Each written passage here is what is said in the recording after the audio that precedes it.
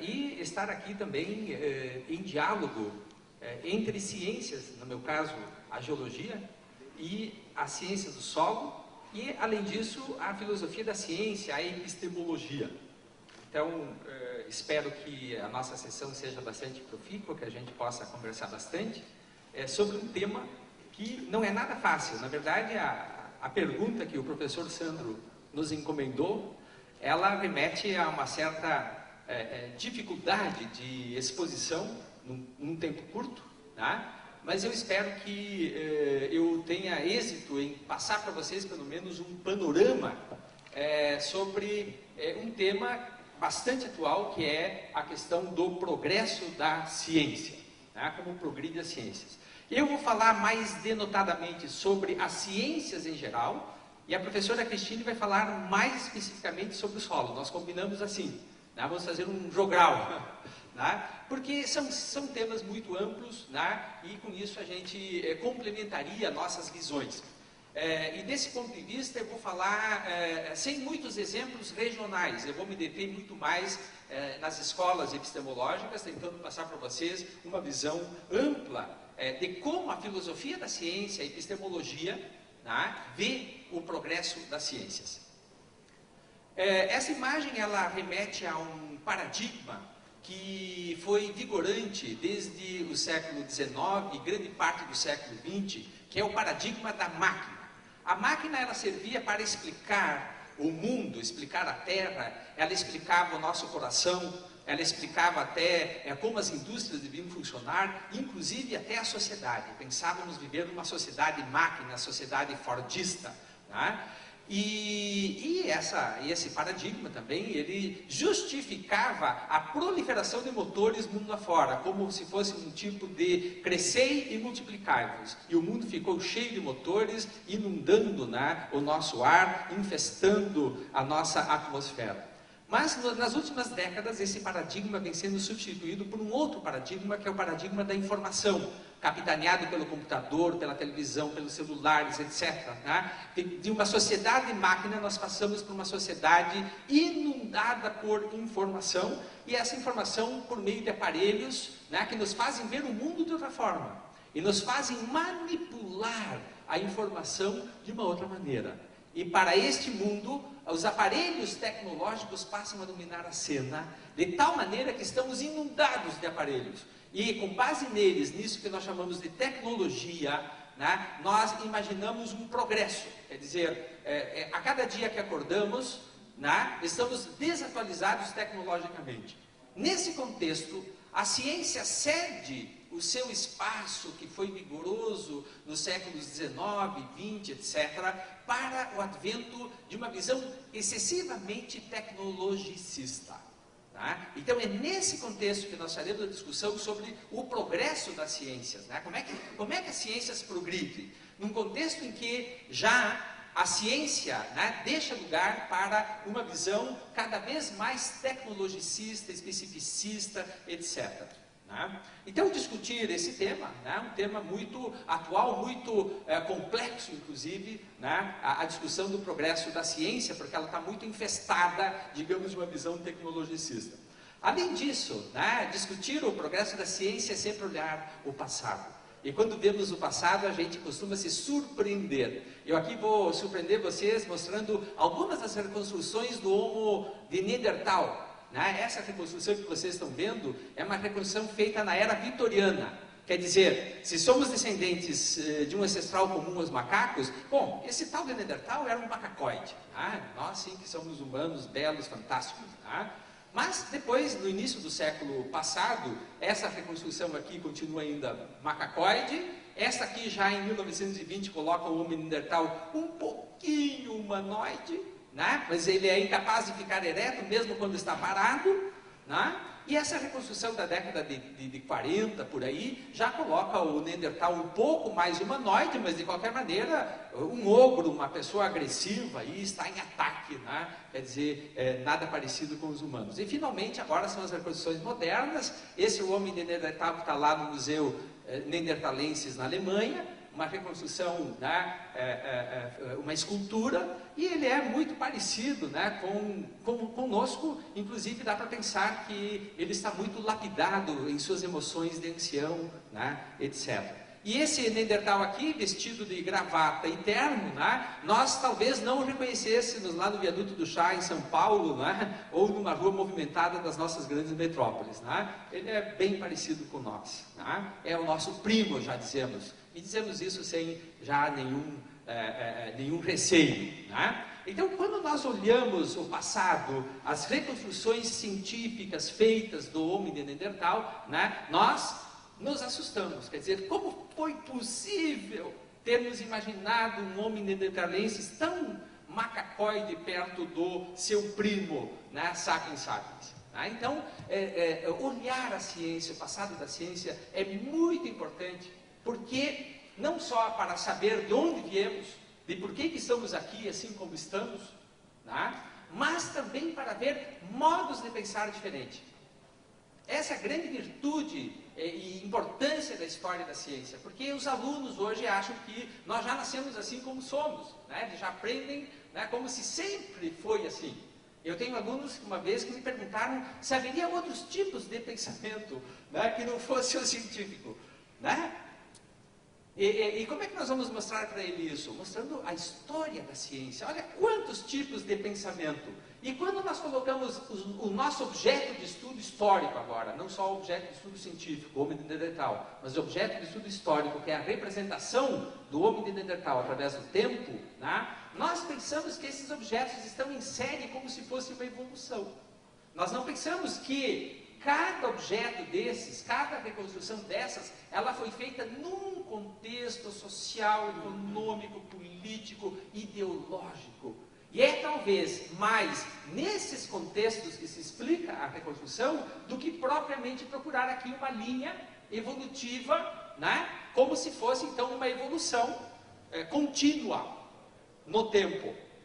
Na verdade, os objetos da história da ciência, né, eles não são contínuos no tempo.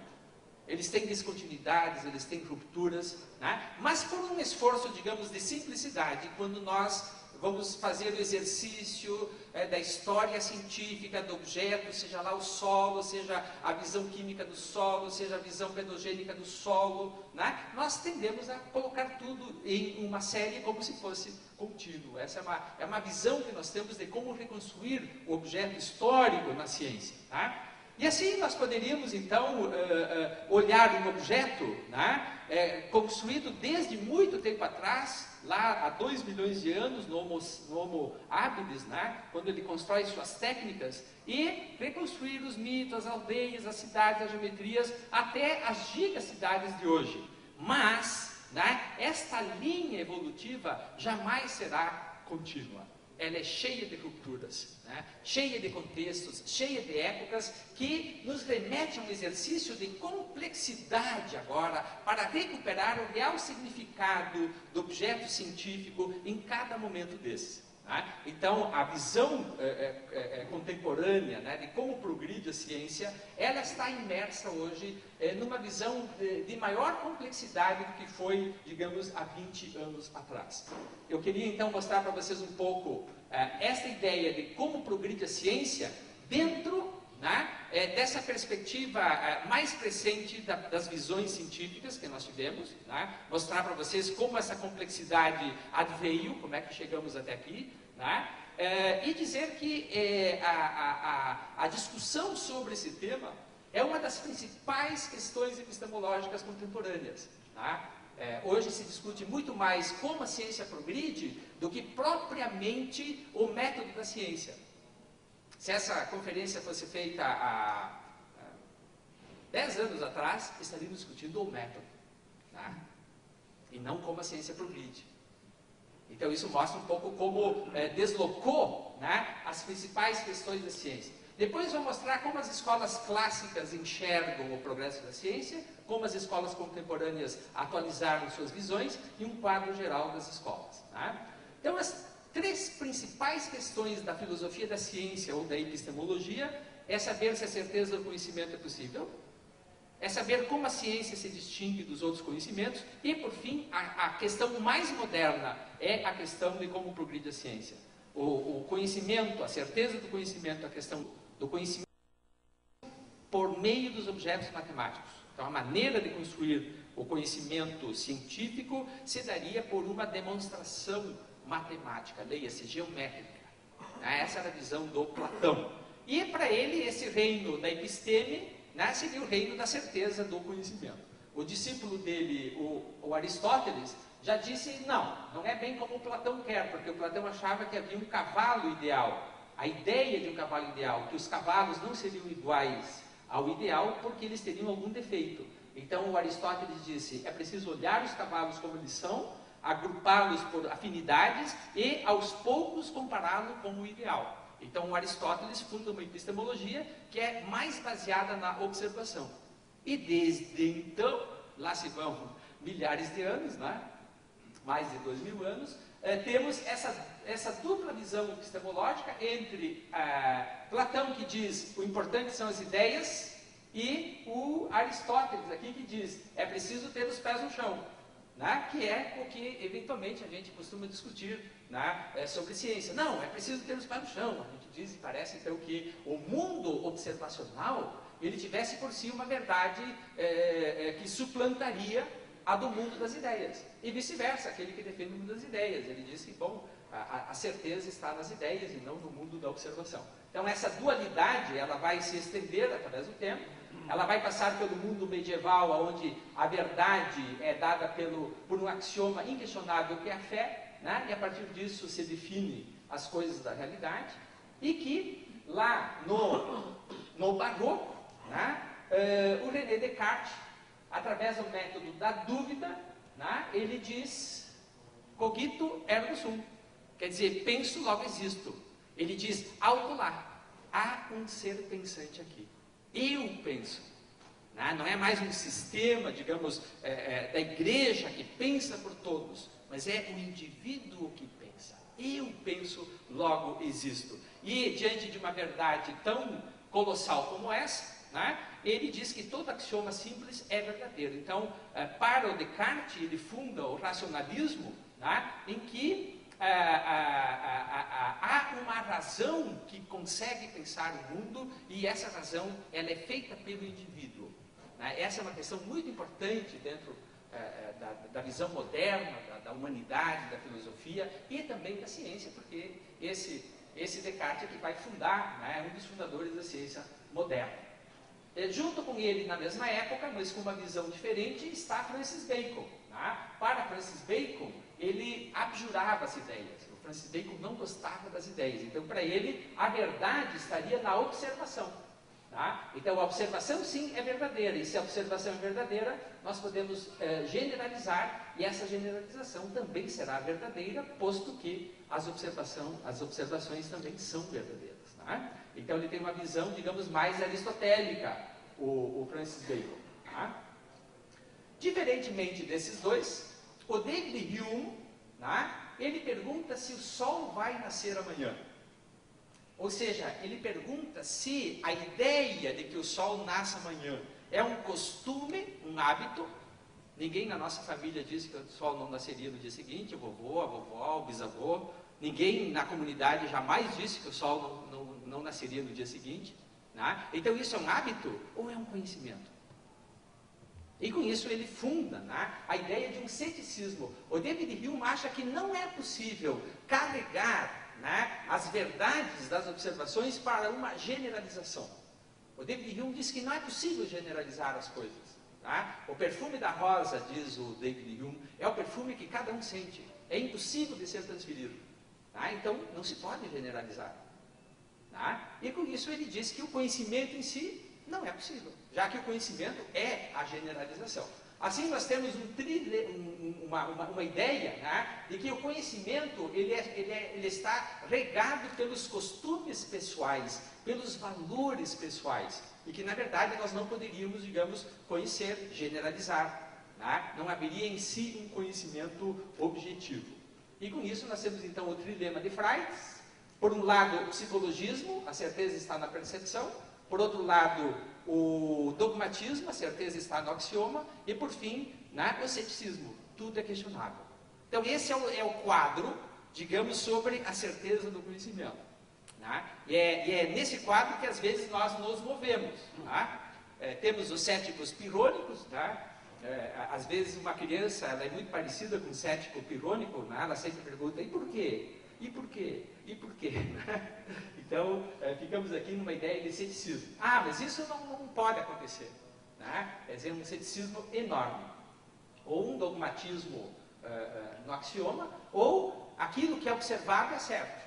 Né? Uma ideia psicologista, porque eu vi, então pronto, o depoimento do eu vi, né, é imbatível. Aí nós ficamos cada qual com sua verdade, né, etc., discussões enormes. Bom, esse trilema é um trilema muito difícil de ser resolvido, né, porque ele busca saber onde está uma base em que nós podemos apoiar toda a verdade da ciência. Né? Onde está essa base, esse pedestal que todo mundo quer ter? Né? O pedestal da verdade absoluta. Tá?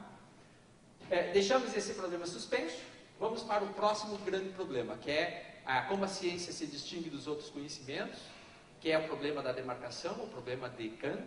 Ele escreveu isso no livro A Crítica da Razão Pura, né, lá em 1781. Né? E o Kant nos diz o seguinte, que nem todo conhecimento é derivado dos sentidos, que a certeza do conhecimento é impossível se todo o conhecimento vier da sensação. Olha que interessante o Kant. Tá? Então, quer dizer assim, bom, se o conhecimento todo vier da observação, da sensação, né, então não há conhecimento certo, porque cada grupo, cada pessoa vai observar diferente, não tem saída.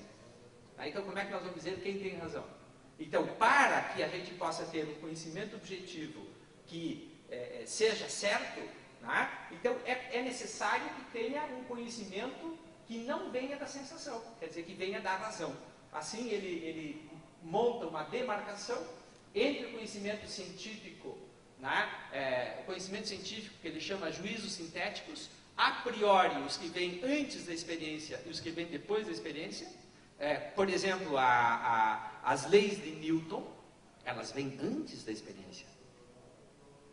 As leis de Einstein, elas vêm antes da experiência. Ninguém fez as experiências da relatividade. Depois foram feitas. Então, há um conhecimento a priori, que é um conhecimento para Kant certo. E um conhecimento, claro, a posteriori, depois da experiência. Então, ele separa esses conhecimentos dos juízos analíticos, que é a metafísica, que também pode ser a priori e a posteriori. Então, assim, ele coloca em cena o problema da demarcação na ciência e vai dizer que esse conhecimento aqui será o científico e aquele, então, o metafísico. Tá? A terceira questão, que é a questão do da nossa mesa aqui, né, da nossa discussão, é sobre o progresso da ciência. Eu vou responder, né, essa questão junto com as escolas epistemológicas. Né? Então, a maneira como nós podemos responder essas três perguntas é que funda uma compreensão epistemológica, uma escola. Né? Veja que eu não posso responder uma pergunta sem responder a outra. Eu vou dizer como progride a ciência, na medida em que eu respondo como eu vejo a certeza do conhecimento e como eu demarco a ciência da não ciência. Eu não tenho como responder uma questão sozinha. Olha só que interessante que é isso. Tá? Isso mostra um pouco a relação dos temas, a complexidade. Tá? E eu gosto também de tratar assim, tá? De mostrar as três coisas bastante juntas. Então vamos ver como Francis Bacon, né, responde ao progresso da ciência. Francis Bacon diz assim, que a ciência são proposições particulares, observações. E as observações, se possível, chegamos a uma proposição geral. Mas há nitidamente o mundo das observações e o mundo da proposição geral. E se as proposições particulares são verdadeiras, a proposição geral também será, e a isso chamamos de método indutivo. Ou seja, para Francis Bacon, né, nesse livro, o Novum Organum Scientiarum, né? Veja que interessante esse frontispício, ele parte aqui um navio de duas grandes balizas, né? Cuja pedestal é a observação, e com isso esse navio pode singrar o mundo, né? E conhecer. E o conhecimento observacional, ele é como se fosse um retrato fiel da realidade. Olha a ideia do Bacon. Né? E com isso, então, conhecimento é nada mais do que acumular observações. A ideia de progresso da ciência para Bacon é que o conhecimento é necessariamente cumulativo. Acumular dados, e algum dia nós fecharemos o quebra-cabeça. Essa é a ideia, então, do Francis Bacon.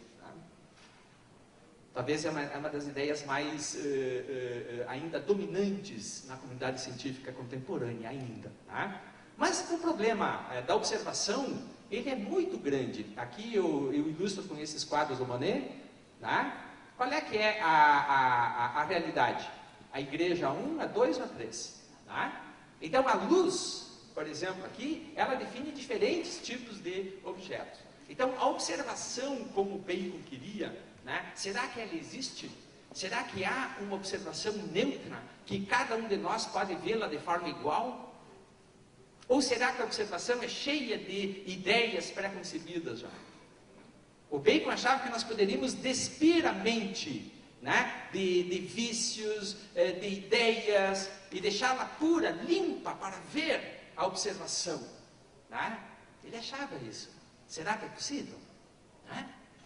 Então aqui os artistas nos mostram que os objetos da realidade podem ser vistos como de maneiras muito diferentes. O mesmo objeto, cada pessoa, aliás, vai ver diferente. Então há aí uma sensibilidade do observador, que não é uma coisa muito simples. E o Bacon achava que era simples. O Círculo de Viena eu não vou comentar, Sandro, vou pedir licença para pular essa página. Por quê? Porque eles basicamente veem o progresso da ciência da mesma maneira que os baconianos. Eles, na verdade, o Círculo de Viena é uma visão baconiana, digamos, renovada, mas essencialmente eles são baconianos. Aqui está Schlick e Carnap. E vou direto para o Karl Popper, que ele traz uma ideia totalmente nova sobre o progresso da ciência. Em 1934, nesse livro aqui, fabuloso, A Lógica da Descoberta Científica, traduzido para o inglês apenas em 58, e para o português apenas em 89. Então, para nós, aqui na nossa cultura, ele é muito recente. Na cultura inglesa também ele é recente. Então, Popper, que é um dos principais filósofos da ciência do século passado, ele realmente ainda é novo para nós. E o que o Popper diz? O Popper diz, diferente dos baconianos, que a ciência começa com um enunciado universal. Enquanto os baconianos dizem que a ciência começa na observação, há uma caneta na classe 1, há uma caneta na classe 2, então há uma caneta em todas as classes. O Popper diz assim, você já começa com um enunciado universal, já começa afirmando, há uma caneta em todas as classes. A questão é o que você vai fazer com esse enunciado. E para Popper, você deverá testá-lo. Então, quando você for testar, você vai observar, há uma caneta na classe 1, há uma caneta na classe 2. Então, você diz que os teus enunciados particulares corroboram o universal. E não que o enunciado universal é verdadeiro. Para Popper, ele pergunta quantos enunciados particulares eu devo obter para validar o meu enunciado universal. Quantas observações eu preciso fazer para que algo seja verdadeiro? 1000? 2000? E o Popper diz, mas se a 1000ª não for verdadeira, o que acontece? Então o meu enunciado universal será falso. Se na classe N mais 1 não tiver uma caneta, eu digo, na classe N mais 1 há uma caneta, e é falso, não há uma caneta, então o meu enunciado universal, todas as classes têm uma caneta, é falso. E o Popper diz, então, que você precisa refazer o enunciado universal. Assim, o método do Popper é dedutivo e crítico, porque por meio das observações, você pode falsear a teoria. Você pode falsear a teoria. E a ciência, para Popper, então, progride com o falseamento continuado das teorias. Ou seja, a cada dia você procura rever a teoria, falsear a teoria, você entra em briga com a teoria, porque você já está afirmando que todas as classes têm uma caneta. O que você quer saber é que classe pode não ter uma caneta. E ali, então, a ciência progride. Tá? Para o Popper, o falseacionismo metodológico é a solução do problema de Hume. O Popper, tá? Ele diz assim, é verdade, David Hume, nós não podemos transferir o valor de verdade para o enunciado universal. Não dá para transferir do ponto de vista lógico o valor de verdade para o enunciado universal. Mas, atenção, nós podemos transferir o valor de falsidade para o enunciado universal. Ou seja, enquanto eu jamais poderei saber, né, se o enunciado universal é verdadeiro de fato, eu posso saber, contudo, se ele é falso. Tá? Então, isso é uma mudança na visão da ciência fundamental, né? Porque para Popper nós nunca temos certeza da verdade, mas nós podemos ter certeza da falsidade. Tá? Então isso muda toda a perspectiva científica, né? Que se tem de fazer ciência. Então com isso ele resolve o problema de Hume, ele diz que as teorias não são verificáveis, mas sim falseáveis, ele resolve de melhor maneira o problema de Kant, da demarcação, ele diz que somente são científicas as teorias falseáveis. As teorias que não são falseáveis, ele diz, você não sai do lugar, porque é o falseamento que faz com que a teoria saia do lugar, ela avance, ela tem que ser refeita. Se você não pode falsear uma teoria, ela já está resolvida. Tipo assim, vai chover amanhã. Vai chover onde? Tá?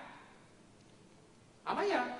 Em algum lugar do mundo vai chover amanhã, então eu não posso falsear essa teoria. Ela não me serve para nada, diz o povo. Tá? Então são teorias que não avançam, não podem progredir, porque elas não colidem com o mundo real. A função da teoria é colidir com o mundo real. E com isso ela é refeita, atualizada, etc. Tá? E para Popper, então, nós não conhecemos, nós somente conjecturamos. Tá? Então a realidade é uma realidade que não pode ser espelhada. Tá? A realidade não pode ser espelhada. Você deve pensar a realidade, teoria e dado, né, de uma forma conjunta. A grande virtude da doutrina ou da epistemologia popperiana é que ele não separa teoria de dado. Para ele, dado e teoria são faces da mesma moeda. Não dá para separar.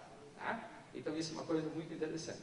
Isso não é um cachimbo, claro, isso é uma representação do cachimbo, e isso também não é um cachimbo, é a representação da representação. Então, para Popper, a ciência é também uma representação do mundo, e não o mundo verdadeiro. Tá? A ciência não é uma máquina de observações, como queria Bacon, né? E a ciência requer imaginação, criação. Então, essa é uma epistemologia muito interessante. Bom, chegamos agora nas escolas contemporâneas, vou falar só de duas escolas, de Kuhn e de Lakatos. Para Kuhn, né, ele que propõe então as revoluções científicas. As revoluções científicas seriam feitas, né, a partir de uma pré-ciência. Nós temos uma ciência normal, o paradigma, e o paradigma tem anomalias, com isso há uma crise, ocorre uma revolução científica, ou seja, um novo paradigma, e voltamos a fazer ciência normal. Para Kuhn, não tem nenhuma importância a discussão do método científico, como tinha para Popper e todos os anteriores. Para Kuhn, ele diz que o problema não é o método científico, é como os cientistas fazem ciência. E para ele, ciência é um paradigma. Vamos ver em detalhe isso aqui. Então, há um período de pré-ciência, várias teorias disputam, uma delas vence, né? Então, a partir disso, você tem a ciência normal.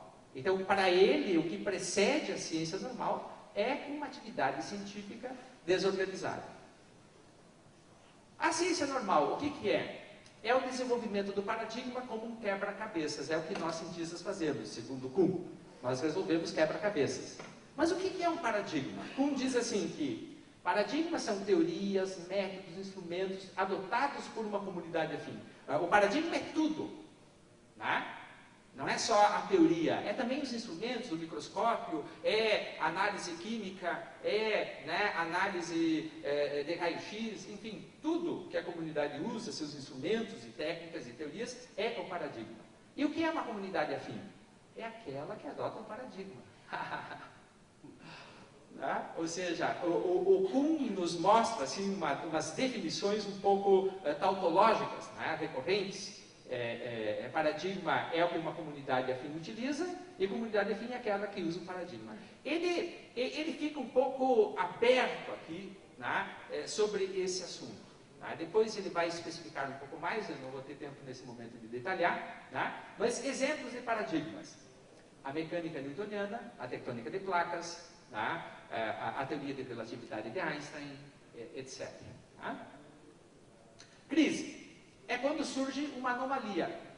Né? Então, há uma anomalia, as anomalias vão ficando embaixo do tapete, é isso. Tá? Você vê dados que não são congruentes com a teoria, você deixa de lado, até que esses dados já não dá mais para esconder, então isso revela uma crise.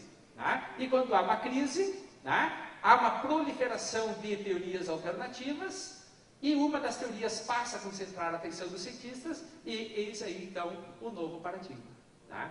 O Kuhn não diz como isso acontece, ele não está interessado em saber como isso acontece, qual é o método que esses cientistas usam, ele não está interessado em saber isso. Para ele, não há importância na discussão metodológica. Ele apenas está descrevendo como é o progresso da ciência.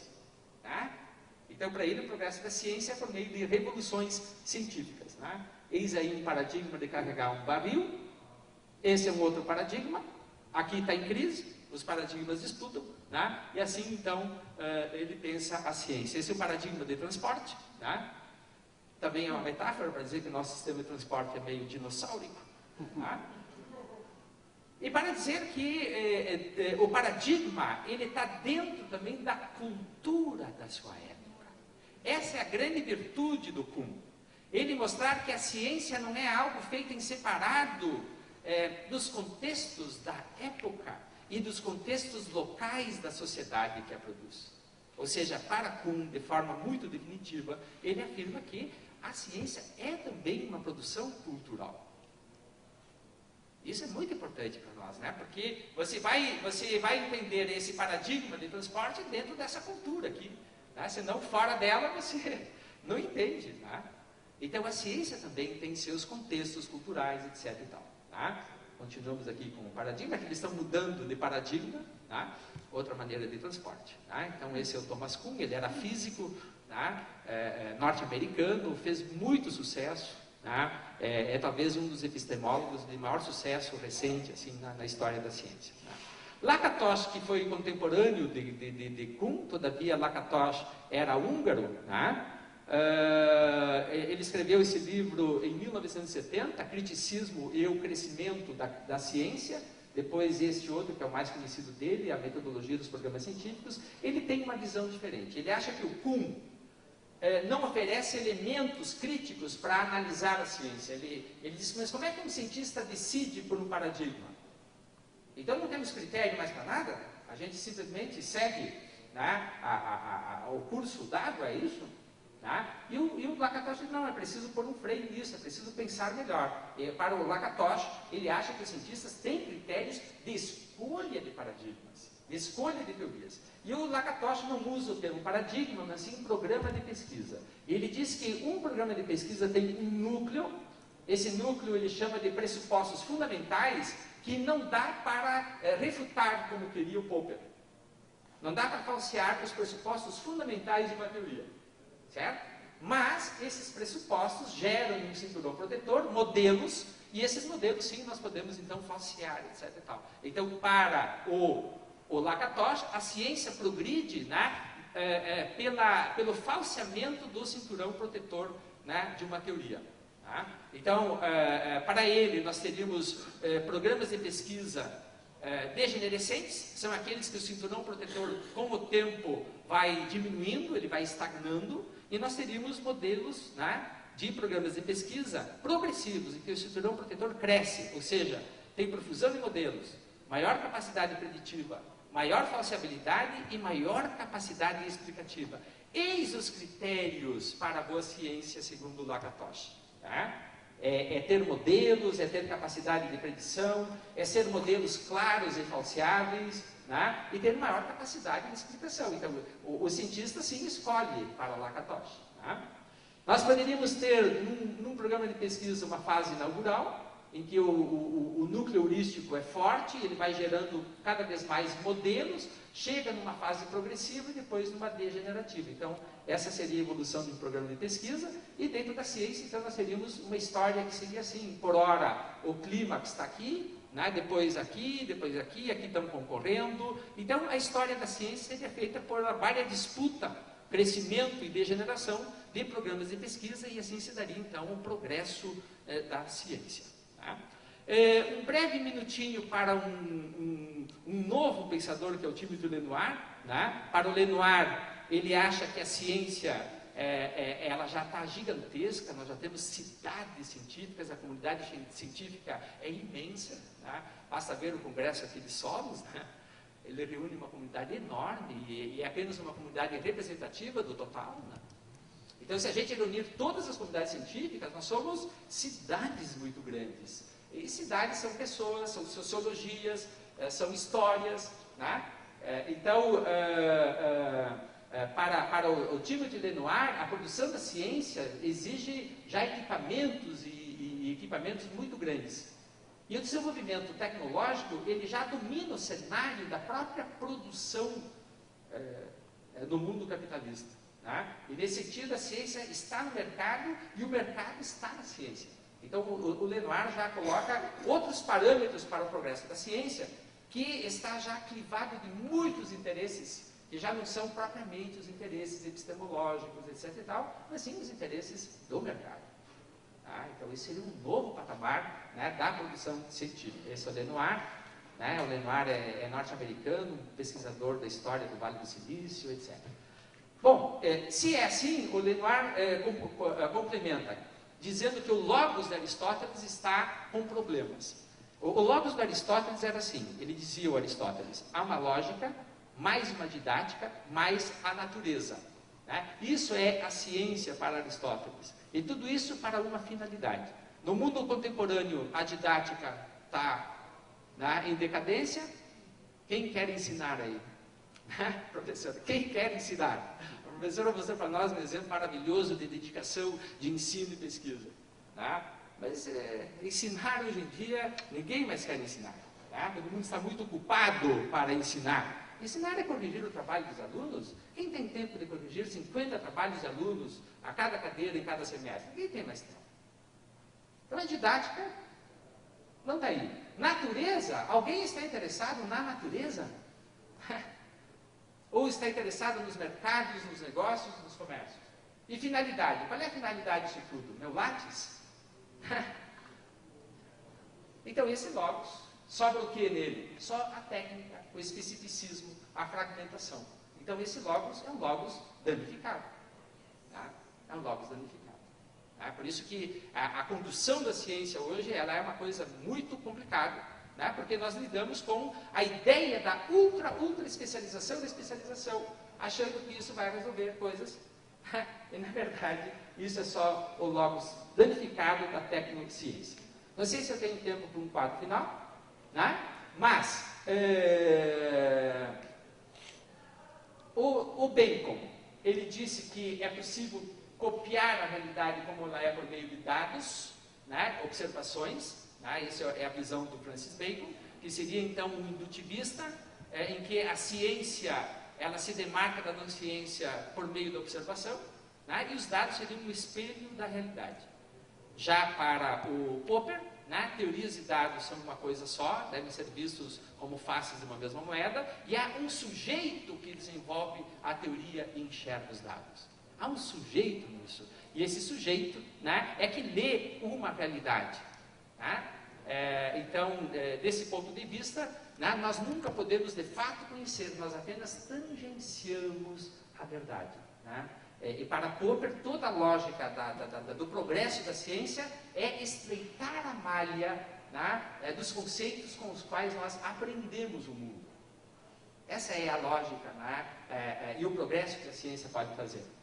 Bom, se há um sujeito, diz o Kuhn, né, há uma mente e um cérebro, E aqui nós teríamos, então, todas as questões da filosofia da mente, das ciências cognitivas, da biologia e da evolução, né, que eu nem sequer abordei aqui, só para mostrar para vocês que esse é um campo hoje também muito comentado, né, sobre o progresso da ciência. E diz Kuhn, se há um sujeito, há uma sociedade e uma instituição que abriga ele no processo da ciência, né, que é o que a Cristine depois vai comentar bastante, né, sobre a institucionalização da ciência. Quem são as instituições que fazem ciência? Então, nós estamos aqui dentro fazendo ciência. E essa sociedade tem uma história, e essa história, para Kuhn, é a das revoluções científicas. Né? Já para Lakatos, é possível ter, então, nessa sociedade e instituição, uma historicidade crítica. Quer dizer, enquanto Kuhn descreve uma história da ciência tal qual como ela é, entre aspas, o Lakatos diz, nada é possível descrever tal qual como é, porque aquele que descreve já com alguma intenção. Ou seja, a história também é feita com uma racionalidade. Não há uma história pronta de fora que você pega e diz, a história é essa aqui.